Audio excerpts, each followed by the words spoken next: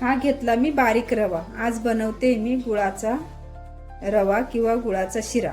तर त्याच्यासाठी साहित्य घेतलं मी, ह्या वाटीने रवा घेतला ना त्याच वाटीने मी गुळ पण मोजून घेणार आहे। तर त्याच्यासाठी घेतला रवा, बदाम घेतले 7-8, ते पाण्यात भिजत ठेवले। थोडे काजू घेतले, ते पण पाण्यात भिजत ठेवले, ते नंतर टाकून घेते। आणि हे तूप घेतलं, साजूक तूप घेतलं, दूध घेतलं। आता मी पहिले कढई ठेवली, तिच्यात तूप टाकून घेते।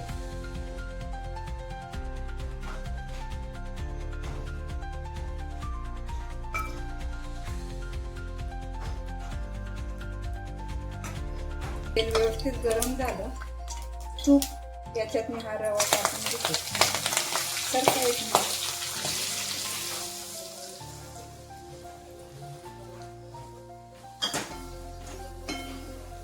थोडा रवा घेतला ना तेवढंच तूप घेतलं, म्हणजे क्वांटिटी दोघांची सेम ठेवायची। त्याच्याने आपल्याला अंदाज पण येतो आणि माप पण व्यवस्थित कळतं, नाही का। आता हे बारीक गॅसवर मी 5 मिनिटं लाल होईपर्यंत भाजून घेते।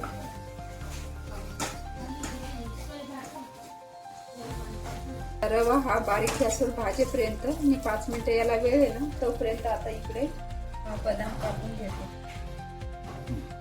हे 1 तास पाण्यात भिजत ठेवल्याने छान भिजले गेले।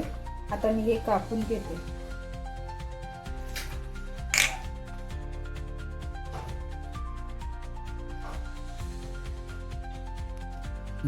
हे काजू पण छान भिजले।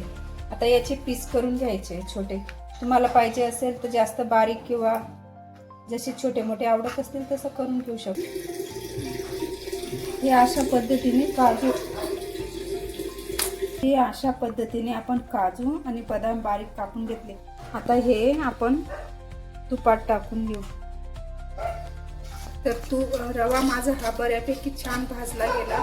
आता मी रवा थोडा साईडला करते, कारण बदाम आणि काजू हे जास्त नाही भाजायचे मला, लिमिटेडच, तर थोडे याच्यात करून घेते। आता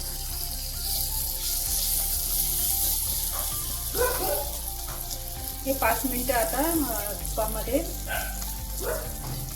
काजू आणि बदाम घालून देते।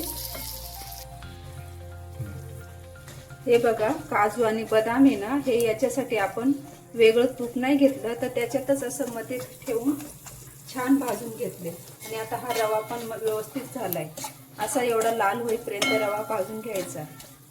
हा रवा भाजायला थोडा 5 मिनिटं बारीक गॅसवर भाजायचा, म्हणजे त्याच्याने छान टेस्ट येते। आता हा रवा आहे ना, याचा छान वास पण येतोय। आता मी त्याच्यासाठी घेतलंय, ह्या वाटीने मी रवा घेतला होता फुल, आता ह्याच वाटीने गुळ घेतला, पण फुल नाही घेतला, थोडा कमी घेतला। आता गुळ टाकून घ्यायचा। आता गुळ हा व्यवस्थित मिक्स व्हायचा, होऊ द्यायचा। दूध टाकायला अजिबात घाई करायची नाही, गॅस थोडासा बंद करायचा, मग दूध टाकायचं आणि मग त्याच्यानंतर आपण गॅस चालू करायचा बारीक, कारण की गुळ असल्यामुळे दूध फुटू शकतं ना, म्हणून गुळाचा रवा करताना थोडा किचकट असतो, साखरेचा करायला काही नाही वाटत।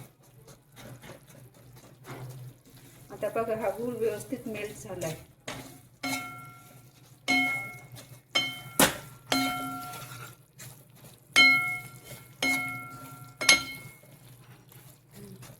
आता मी गॅस बंद करते आणि मग दूध टाकते। आता हे दूध आहे ना, मी तापून घेतलेलं आहे, तुम्हाला पाहिजे तर साय टाकू शकता।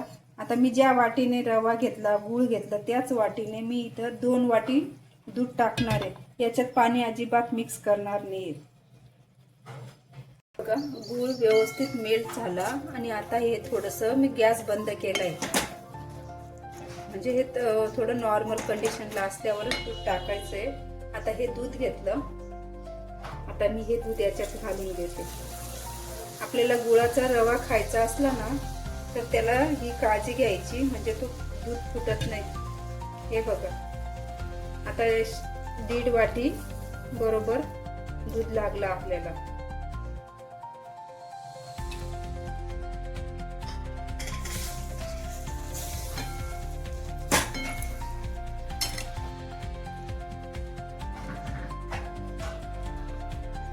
असा हा गुळाचा शिरा. आता मी 5 मिनिटं गॅस बारीक करून याला वाफवून घेते, त्याच्यानंतर तुम्हाला दाखवते.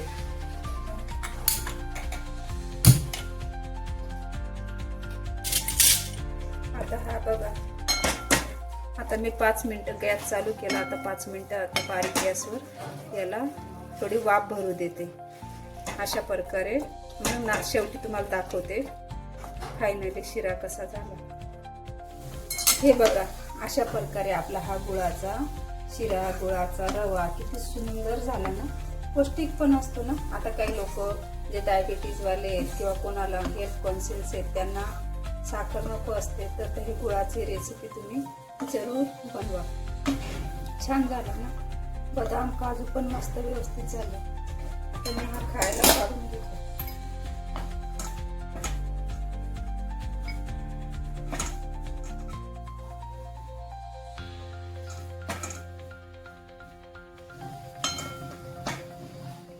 आता ही क्वांटिटी आहे ना, ही तुम्ही कमी जास्त घरात जेवढ्या, आम्ही आता 2च व्यक्ती आहेत म्हणून त्याच्यानुसार मी बनवली 1 वाटी. तर तुम्ही 2 वाटी करू शकता किंवा 3 वाटी. जशी क्वांटिटी वाढली ना तसं गुळाचं प्रमाण आणि दुधाचं प्रमाण व्यवस्थित लक्षात ठेवायचं.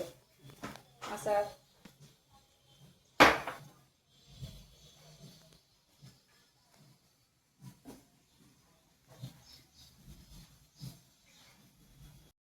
हे बघा, गुळाचा शिरा किंवा रवा रेडी झाला खायला. तर तुम्हाला ही रेसिपी आवडली असेल ना, तर जरूर करून बघा. आणि माझा व्हिडिओ आवडला असेल तर लाईक करा, शेअर करा आणि सबस्क्राईब करा. कारण की गुळाचा शिरा हा बनवायला थोडासा किचकट असतो. म्हणजे की त्याच्यात दुधाचं प्रमाण आणि गुळाचं प्रमाण हे व्यवस्थित केलं तरच ते परफेक्ट होतं, नाहीतर दूध फुटू शकतं. म्हणून त्याच्यासाठी मी एकदम सोप्या पद्धतीने तुम्हाला दाखवली रेसिपी. तर तुम्ही जरूर बनवा. भेटू आपण पुढच्या व्हिडिओमध्ये. तोपर्यंत स्वस्त राहा, मस्त राहा आणि सर्वात महत्त्वाचं खात राहा. Okay, bye.